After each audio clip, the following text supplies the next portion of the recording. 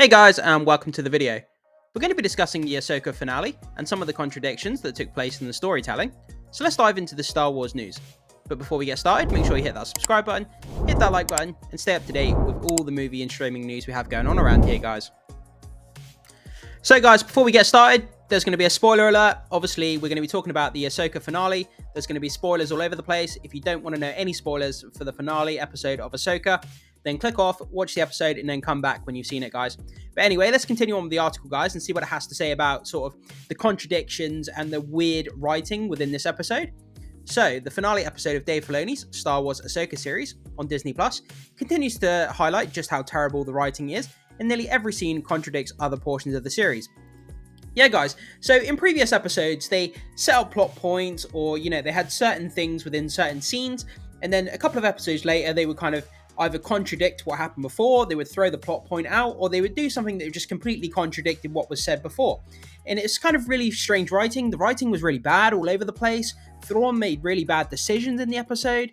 He's supposed to be this Grand Admiral, master tactician, but he just made really dumb decisions. And I agree with almost everything that's said in this article, guys. And let's go through it and read and just see what some of the bad plot points were. So the episode begins with Thrawn being informed that his troops have located Ahsoka's position, despite Thrawn already knowing where Ahsoka was, given that there was a massive battle and he chose to concede the field. It also sees Thrawn make the predictably stupid decision to have the Eye of Skion descend to the planet's surface, instead of bringing the Chimera to it. This is utterly stupid, given its potential that allows Ahsoka, Ezra, and Sabine a chance to board the Star Destroyer. Yeah, this is the most dumbest thing that happened in the finale, guys. They brought the ship out of orbit down to the planet's surface, and they gave a chance for the Jedis to get onto the ship. All they had to do was raise the ship off the ground, so the Jedis, because their ship was out of order, it had been blown up, and it was out of order. There was no way the Jedis could have got onto the battle destroyer and the Eye of Skion, and they kept it connected to the tower so the Jedis could get on it, and it was just the dumbest thing ever. Anyway, guys, if he took the ship out to space, it foils any real hope for Ahsoka and her team stopping him. Yeah, exactly what I was just saying. So, nevertheless, upon discovering this information, Thrawn dispatches 2 TIE fighters to attack. It's so funny because there was a line of dialogue where Thrawn said, I've made the mistake of underestimating Jedi in the past, but I'm going to send only 2 TIE fighters to attack them. I was like, you've got a whole base full of TIE fighters. You had 30 of them. Why would you only send 2? It's just, it's crazy. This points out how stupid Thrawn was in the previous episode, where he refused to have his gunships or starfighters attack Ahsoka's position on the ground. Thrawn really is dumb. Yeah, this is the major downfall of this finale episode. Like I said before, guys, he's supposed to be a master tactician. That is supposed to be the main kind of sticking point of this guy's character and what his character is about. That he's like a brainy guy, he's really intelligent, and he uses his wits and intelligence to beat people rather than, brute strength or, lightsaber skills or anything like that. But yeah, he just made really dumb decisions, and it made the character just fall apart, and it was just awful. So next, Morgan Elsbeth got a power boost. The Great Mothers performed some kind of dark ritual and summon a sword of Talzin out of thin air. It's all a little ridiculous, and yes, I understand they performed the same magic on Savage Operas. In the Clone Wars, it was ridiculous then too. Furthermore, the show does not even try to explain what kind of power boost it grants to Elsbeth, and as we discover later on in the episode, it doesn't really seem to provide her with any enhanced abilities. She just gets a glowing green sword, something pulled out of an RPG. Yeah, this is the thing, guys. I'm a Star Wars fan, but I don't know, all the deep lore about Star Wars. And when they conjured up this sword in front of this character, and she took the green sword and it, caught like a green flame. I have no idea, where did this sword come from? Is this sword of some sort of, is the sword of, some sort of significance? Does it mean something? Does it enhance her abilities? None of these questions were addressed or answered, and if you're a casual viewer like myself, I was just kind of okay, it's a cool sword that's on fire. Where did it come from? What does it mean? Is it, what is the point of it? Is it just a weapon just for her to fight? Is it just a meaningless weapon that has no meaning to it? I don't really know, because it wasn't addressed. So after this, the show cuts to Ezra Bridger, attempting to create a lightsaber for himself. It's rather bizarre, given that in the previous episode, he informed Sabine to keep his old lightsaber and that he didn't need one. Now he's rummaging through a workbench, building his lightsaber. As he goes about trying to construct his lightsaber, the robot Huyang serves to recall Canon Jarrus to provide some member berries for diehard Star Wars Rebel fans. There's also some exposition about how what happened between Sabine and Ahsoka, and how Ahsoka feared Sabine would fall to the dark side or become dangerous given she believed she was pursuing the training out of a sense of revenge. And then obviously we've got just a picture of the scene here where he's rummaging through this kind of almost like shed kind of like utility cupboard, and he's trying to build the lightsaber, and Huyang's helping him here. So Sabine and Ahsoka eventually confront each other, but the writing is atrocious. Yeah, that's being kind. It's extremely ambiguous. There's no explicit forgiveness when Sabine says she's sorry. Ahsoka just tells her, quote, "I know." Ahsoka does not even provide Sabine with any real advice or correction. Rather, she just informs her that she understands her decision and will always be there for her no matter what. Yeah, one of the hard things for me as well. It's like this whole episode is, the whole series is about Ahsoka. I mean, that's the name of the character. But she's just like a one-dimensional flat character. She doesn't seem to have she doesn't seem to have any real like emotional swings, like, you know, like anger, laughter, like she's just kind of flat, just kind of like monotone, just crosses her arms and stands there. Nothing bothers her. She kind of just a flat character. And it's not really fun to follow her along, to be honest. Next, Ahsoka asks Sabine if she kept up with her training. The question is absurd, given that she just informed Sabine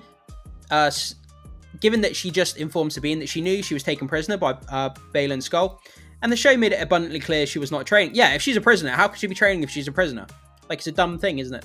Nevertheless, Sabine responds that she indeed has been training and she has gained more mastery of the lightsaber. There's some member berries in the dialogue, with Sabine initially responding, quote, "I try." She then catches herself saying, I do. No, she did not. Maybe she did in some deleted scenes or something, but not in what the show has presented us. Yeah, she goes from barely being able to move a lightsaber or barely being able to move stuff to like a fully fledged like type 1 Jedi where she can like open doors and she can, you know, she can move things out of the way and she can launch a guy 30 foot into the air using the Force. And to go from like not being able to use it to using it in literally 5 minutes, it was just written so bad. After Ahsoka tells Sabine to trust in the Force and train her body and mind, the two TIE fighters show up and actually damage Ahsoka's ship. It's quite bizarre given that the ship's shields should have been up to deflect some of the damage. It's also crazy that the ship even takes damage given previous attacks on it have never harmed it. As noted above, the tactic also makes Thrawn look like a complete idiot for not deploying it in the last episode. He's even dumber this episode because he should just deploy the entire squadron and kill them off. Nevertheless, while his ship is damaged, Ahsoka and Ezra have to use the Force to keep it from crushing one of the Noti people, and they are still traveling with for some reason. Yeah, why they're still traveling with the Noti people, I'm not really sure. Like, doesn't make sense. I don't think they add a whole lot to this series. I don't understand why they were even there. I guess they had to have some explanation of where Ezra Bridger had been staying. So Sabine takes control of the ship and decides to use a variation of the Holdo maneuver to destroy the two TIE fighters. She rams both TIE fighters with the wings of the Jedi ship and destroys them both. It's laughably stupid. Why would you choose to ram the TIE fighters with your ship? How do you know that your ship isn't going to blow up and kill yourself? Like, yeah, it's crazy. After Thrawn is informed that the two TIE fighters have been destroyed, he then issues orders to prepare for a ground assault, assuming the Jedi ship is down. Again, it makes no sense. Just deploy the Star Destroyer or the rest of your TIE fighters and kill them. Yeah, he had a whole hangar full of TIE fighters. Why did he not use them? Why do you need a ground assault? Why risk, wasting stormtroopers when you could have just sent your TIE fighters? The ground assault does indeed take place as Ahsoka, Ezra, and Sabine mount up on two howlers and head off towards the Witch Fortress. As they approach, Thrawn has the Chimera rain down hellfire upon them, but of course it's also pointless. There is no damage to Ahsoka, Sabine, and Ezra at all. They're easily able to enter the fortress using their Force abilities. Oh, and Sabine can now use the Force rather easily, which completely undercuts the previous idea that it takes long and intense training to do so, if one does not have the necessary talent. Yeah, she goes from, just like I said before, guys, she goes from barely being able to use it to basically being an expert in the Force, literally in the case of like 10 minutes. And it's kind of crazy. Like, we don't see any training of it. We don't see how she mastered the Force. Like, there's no explanation of it. She can just all of a sudden use it, and it's just there. Furthermore, neither of the Howlers panic as the impact of battery blasts all around them. One would think they might be given one of One would think they might, given that one Howler panicked immediately after Sabine was ambushed previously. Just another contradiction that you should ignore. Yeah, I mean, at the end of the day, they're animals, aren't they? They're like the Howlers that they're riding around on. They're like big dogs, big wolves, basically, like Star Wars wolves. And one of them panicked when she was attacked before. But yet, for some reason, when this massive Star Destroyer is like raining down this hellfire of bullets, like the Howlers don't panic. They don't seem to run off in different directions. You know, they don't buck up and then the characters fall off at the back of them like what would happen in real life. So it's just kind of, yeah, just ignore it.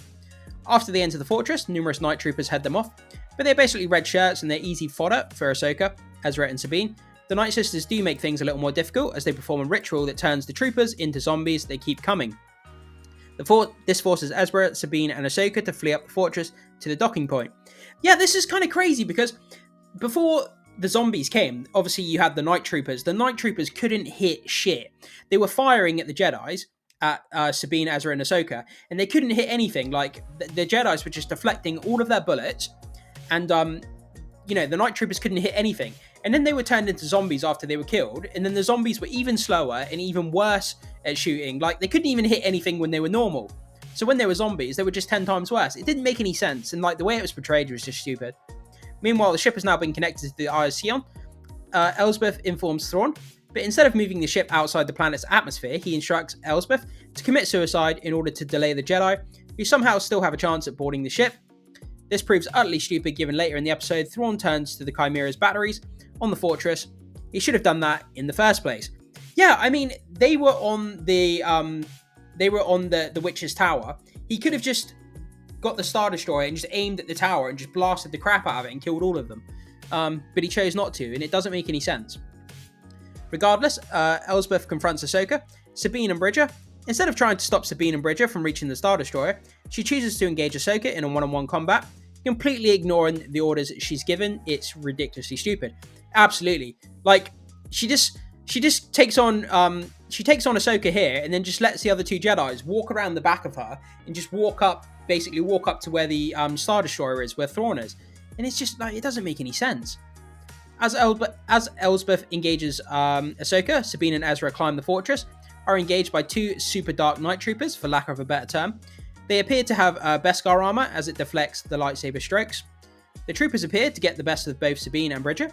One is about to kill Sabine until they use the Force to pull her lightsaber towards her. That's right, Sabine is fully Force capable now. Just throw everything out about training and hard work out the window. Oh, that's right, they told us that Sabine had been training, yet they didn't show it. So I guess you just have to believe the exposition rather than what was actually shown. Atrocious writing all around. They literally could have inserted, it wouldn't even, like, it literally has to be like 20 to 30 second scene of just showing her just training in the Force, like in the ship. Just somewhere along the episodes, 4, 5 or 6 or whatever, literally give us a 30-second montage of her training, using the Force, getting better and better, and that would have easily explained it, and it would have been so much better, and her character arc would have been so much smoother, and would have made a lot more sense, you know? Even more ridiculous is that Sabine kills the Night Trooper by igniting her lightsaber on the Trooper's helmet. However, this shouldn't have worked, given that the armor had deflected the lightsaber previously. Yeah, I mean, how does that work? Is it the fact that a direct impact from the end of a lightsaber will go through it, but if you glance a blow off of it at a certain angle, that it will bounce off? I'm not really sure how that works. Ezra is also getting beat up by another trooper, mainly because he doesn't just use the Force and push him off the edge. He eventually kills his trooper by slicing his head clean off. At least the kill made more sense, as there is a gap in the armor. However, given the Night Sister magic, those two troopers should have continued to fight, as was previously depicted. Yeah, because the Night Troopers were killed, and then they did the weird chant thing where it brought them back as like zombies. And as they were fighting these two sort of super troopers, they were just obviously displayed as zombies. You could see like part of the helmet was broken and the zombie face was sticking out. So they were kind of already undead. So when they were killed, they should have just kept fighting. Although the one that got decapitated probably wouldn't have kept fighting because obviously his head's gone. You can't see where he's going. But the other one, yeah, I'm not sure how that works. The show then cuts to the zombie night troopers storming Ahsoka. I keep saying Elizabeth. Elsbeth decides to disengage and just watches as the night troopers drive Ahsoka towards the ship, something she is supposed to prevent from happening. As the Chimera is heading into space, Sabine convinces Ezra to make the jump, as she will use the Force to push him the rest of the way. It works because Sabine is no longer the least Force-sensitive Jedi of all time anymore, apparently. As this is happening, Ahsoka is surrounded by the Night Troopers, who decide to stop attacking, so Elsbeth can fight Ahsoka one-on-one now. There's no dialogue explanation for this, it just happens and it makes no sense. Yeah, so you've got this scene here of Ahsoka fighting Elsbeth, and they're kind of in the middle of this little monument thing, and all the Night Troopers are stood around, all just watching. Like, they could be taking shots at Ahsoka, they could have easily taken her down, shot her in the back, took her out easy while she was fighting Elsbeth, but they just stood there and kind of watched, like they were at like an MMA fight, and they were just enjoying watching it. And it's weird how they just disengaged and stopped attacking Ahsoka. It didn't make sense either. So Sabine, who the audience is supposed to believe, also made the jump into the Chimera, actually didn't. She'd just been hiding out on the platform as the zombie Night Troopers surrounded Ahsoka, and then just stopped attacking. She eventually decided to show up after Elsbeth destroyed one of Ahsoka's lightsabers. A fight ensues with Elsbeth instructing the zombies to kill Sabine as she re-engages with Ahsoka. For some reason, the zombies are no longer coming back to life as they previously did. I guess they need to stay dead now. Yeah, you see how the plot points don't make sense, guys. Earlier in the episode, the chant was done by the Night Sisters that brings the Night Troopers back from the dead, and they're effectively zombies. But this time, they didn't come back from the dead. So it's kind of like, well, why is it working then and it's not working now? Like, it doesn't really gel. Like, the writing doesn't make a lot of sense. Ahsoka eventually kills Elsbeth. With Elsbeth dead, Thrawn orders bombardment of the fortress. Ahsoka and Sabine run off the tower and jump onto their ship, which has been repaired. A brief chase occurs with Ahsoka trying to track down the Star Destroyer. It fails with Thrawn informing her this. The series concludes with Ahsoka and Sabine returning to Noti, or the Hermit Crab people. Shin Hati briefly shows up and appears to take control of one of the nomad tribes by raising her lightsaber above her head. Another thing that caught me by confusion for this scene is because when I saw her ride up to that village where those kind of raiders were, and then you see her raise the red lightsaber above her head, I thought that meant that she was going to go in there and kill them all because they failed to take out Ahsoka. I thought she was going to go down there and basically kill them all, like a whole Darth Vader kind of thing. But it turns out that she's actually now going to be in charge of them. So I didn't really understand what that kind of meant, just seeing her raise the lightsaber above her head. That could have different implications. So Baylan Skoll gets a brief cameo as he stands atop a statue of the father and sees a beam of light in the distance. Thrawn's forces arrive in Dathomir. Ezra Bridger has seemingly commandeered a transport and arrives at Home 1. For whatever reason, he's still wearing a Night Trooper armor, but eventually removes his helmet and greets Hera and Chopper. This is another thing that I really didn't understand, right? So you got Ezra Bridger, he's stolen the ship, he arrives back home, and as he exits his ship, he's wearing Night Trooper armor, and he risks being shot. For all he knew, when he arrived on the ship and he exited and he was wearing the Night Trooper armor, they could have just loaded bullets into him and just killed him straight away. Why would he come off the ship dressed as a Night Trooper? He could have just taken the Night Trooper armor off and just wore his normal clothes off the ship. Or he could have come off the ship without the helmet on so they knew who he was straight away. Why you risk getting shot for wearing the Night Trooper armor didn't make any sense. Finally, the Force Ghost of Anakin Skywalker looks over Ahsoka and Sabine and the Naughty Tribe. He doesn't communicate with them though. He's just showing he's watching them. It's quite bizarre. Yeah, Anakin Skywalker is a Force Ghost stalker. He's a peeping Tom. He's just hovering around, like, watching stuff. Quite, like, stalkerish. Overall, the episode was terrible. Sure, there's a lot of action scenes that might please some fans, but none of it really makes a whole lot of sense. A lot of it is quite insulting to your intelligence. What the show does is really make Thrawn out to be a complete and utter buffoon who really is not a threat to the New Republic, or he shouldn't be by what we've seen.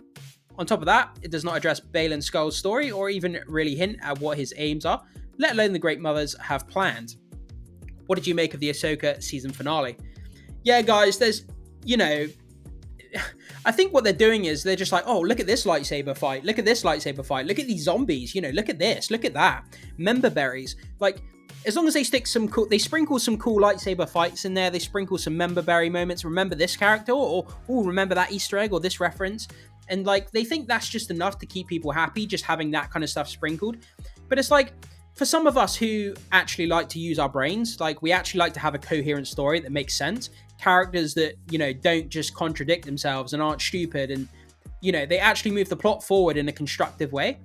And the fact that Thrawn, who's supposed to be this super intelligent battle commander, just contradicts himself and makes stupid decisions, his whole character is just kind of underwritten and destroyed just off the face of it. And it's a shame, because I was looking forward to seeing this character in the universe.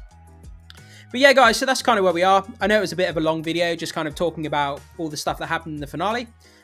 If you've seen it, guys, drop your comments in the comment section below. Let me know what you thought of the finale. Do you agree with myself and what it says in this article, or do you completely disagree? Did it work for you? If it did work for you, you know, explain what you enjoyed and what you liked or what you didn't like. I'd love to hear what you have to say. Thank you so much for watching the video, guys, and I will see you soon.